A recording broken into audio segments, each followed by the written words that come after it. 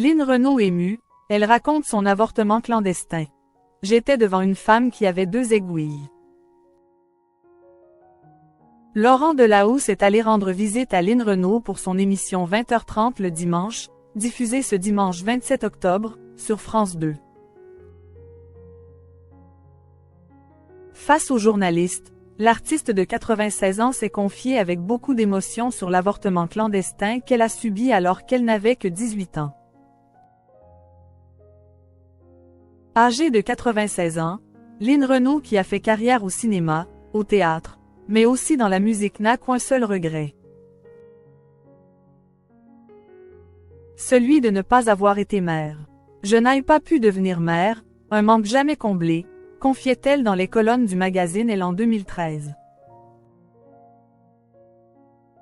Pourtant, en 1948, à l'âge de 18 ans, l'artiste est tombée enceinte de Loulou Gasté, l'amour de sa vie. Mais, le couple avait finalement décidé de ne pas garder l'enfant. Lynn Renault avait donc dû subir un avortement clandestin. Un événement difficile qu'elle a raconté face à Laurent Delahousse venu lui rendre visite chez elle dans le cadre de l'émission 20h30 le dimanche, diffusée ce dimanche 27 octobre sur France 2. J'avais 18 ans et Loulou ne voulait pas d'enfant, a-t-elle commencé à raconter. Avant d'ajouter, je n'étais pas encore assez installée dans la vie de Loulou encore pour lui imposer.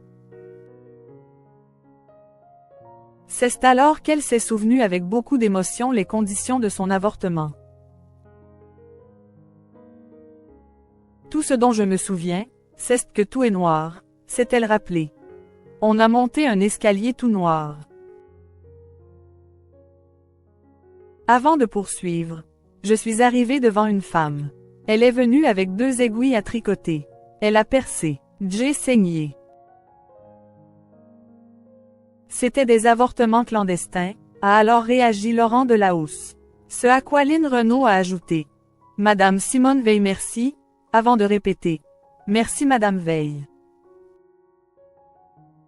Lynn Renault, un traumatisme qui l'a empêché d'avoir des enfants par la suite.